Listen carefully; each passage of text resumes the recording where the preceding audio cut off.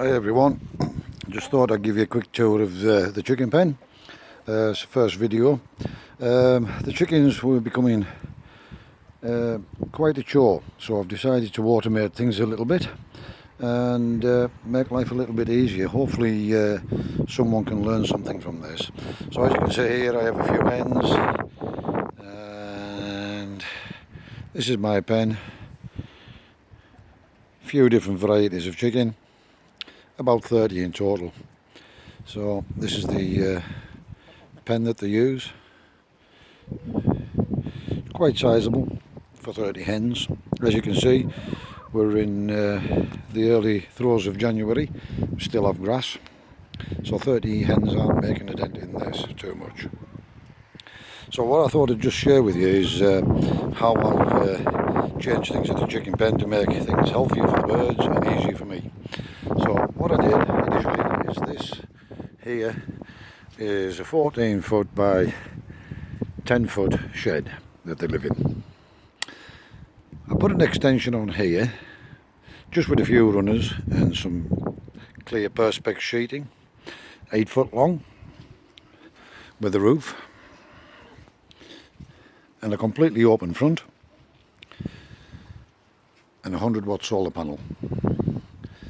And then what I did was I cut out the entire front of the shed. Right across the top is a window, and right across the bottom are 2 further windows, and now fresh air just blows straight into that shed without any rain because of the veranda. Simple structure, few runners, some sheeting, and knocked together in a day. So the first thing I decided to do was to automate the actual door, opening and closing the door every day. And I've installed a chucks away, came complete with the door and the side rails, and one of the best things I ever did. Opens up at 8 o'clock in the morning just as daylight's cracking, and it closes down at 5:30, which is when it's completely dark, which means all the birds are in. There's no chance of them getting jammed in there. All the birds will be in and roosting before the door comes down. Another simple addition was a 30-litre drinker that you fill from the top. Got this on Amazon on a special for 26 quid or something. Best 26 quid I ever spent. Fill it from the top, you close a little valve in the bottom, fill it from the top, and screw the top on tight, airlock, and then open the valve. And it's superb. As the hens drink, it automatically fills back up again. Round to the inside now and show you a few other modifications I've made to simplify things. And here you'll see I've got the birds on the deep litter system. A couple of feeders hanging up. And the birds are making a great job of this. You put it down at least 8 to 10 inches thick, and as you can see, the hens do all the work. They start digging in the back of there, and they mix the shavings in with their own muck, and it keeps it perfectly bone dry. What's more, as a result of opening all of this up from the inside, fresh air just blows in here all day long, through the top, above the nest boxes, and below the nest boxes. I put a couple of extra perches in there just recently, but these are the ones they already had.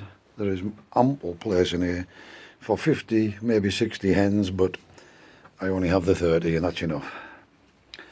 So, over the Christmas period I decided I would build myself some Rollaway nest boxes. Sick of collecting dirty eggs, and basically I decided to do something about it. So here you'll see I built these, and you'll see the bottom is on a slope. In here you'll see is a lift up perch to close off the nest boxes, and then the bottom lifts up as well to collect the eggs from inside the tray. Now then, at the moment they're not working as they should because the hens wouldn't use them and I had to put straw in to get them going in and out of the boxes. Then they still wouldn't use them because they was too light. So I added some rubber mat in. Strips of rubber mat with gaps left between, and the birds are now laying in here. Once they're all in full swing, we'll take out the straw and you'll see underneath is just rubber mat. The eggs drop on there. I've tested this by dropping eggs in and watching them roll all the way to the bottom, and as you can see we just put a bit of a bumper on the bottom there to stop the eggs breaking, and that's that. The other box is exactly the same. Again, we've put the rubber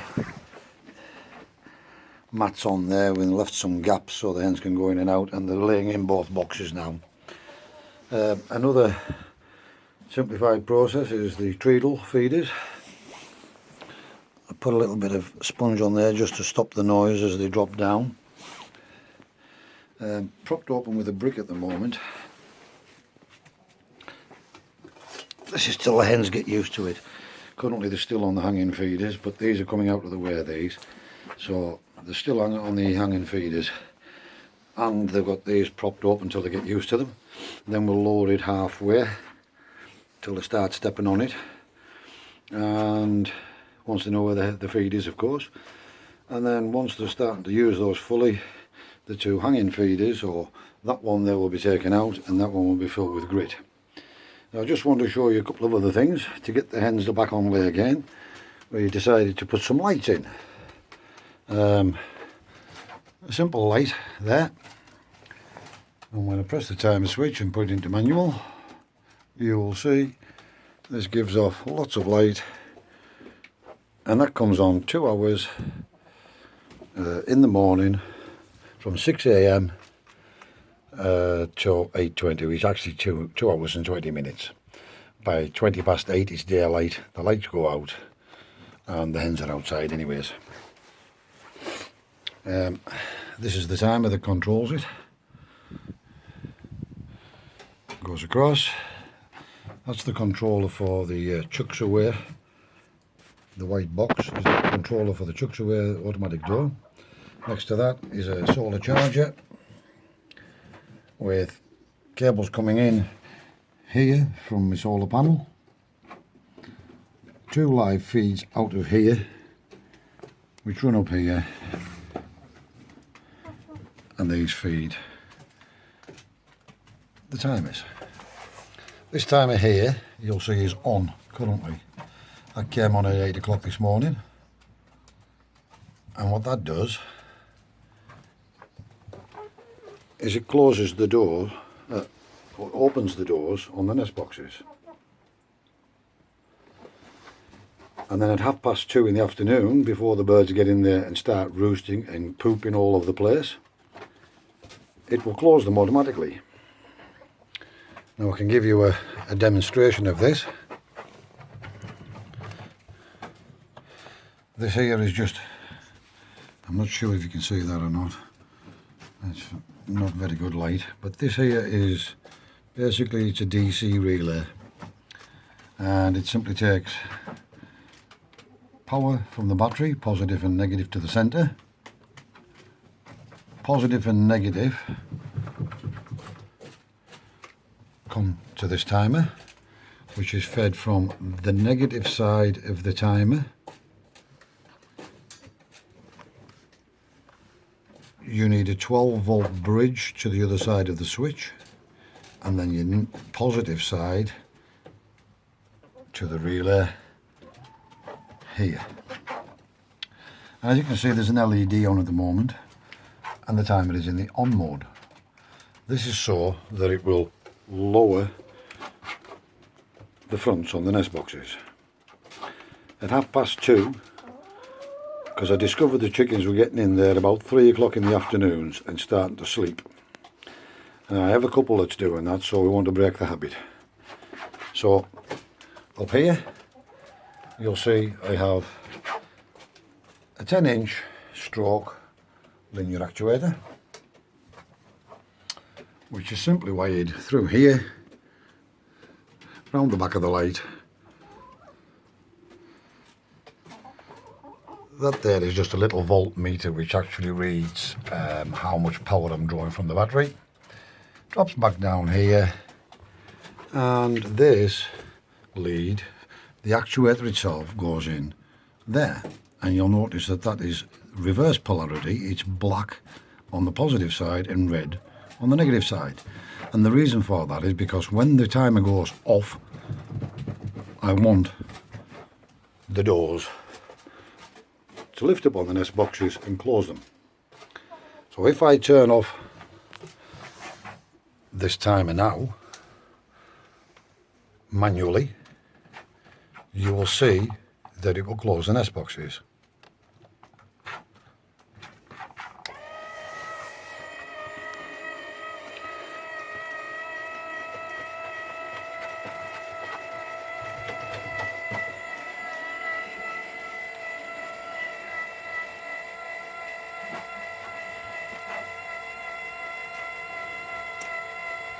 Now that's simulating the timer turned itself off at 2:30 in the afternoon. That will close the boxes and the hens can't get in there anymore and poo all over the place. Keeps the nest boxes clean. 8 AM in the morning, just as it's getting light, the timer comes back on.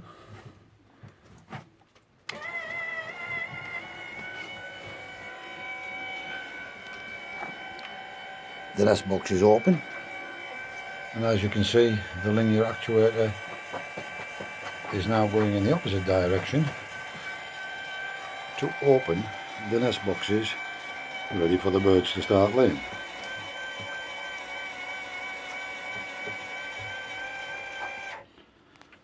Hope you guys found this little video useful. If you have any questions, give it a like, and if you have any questions, just message me and I'll see if I can help you out. Or just before I go, so the treadle feeders are very good size. They do work well. You need a bit of lock thread on the nuts on the side, just to stop the nuts from coming undone, because they have a habit of undoing themselves. You can see the hens are quite easily eating out of them, no problem, and getting used to them.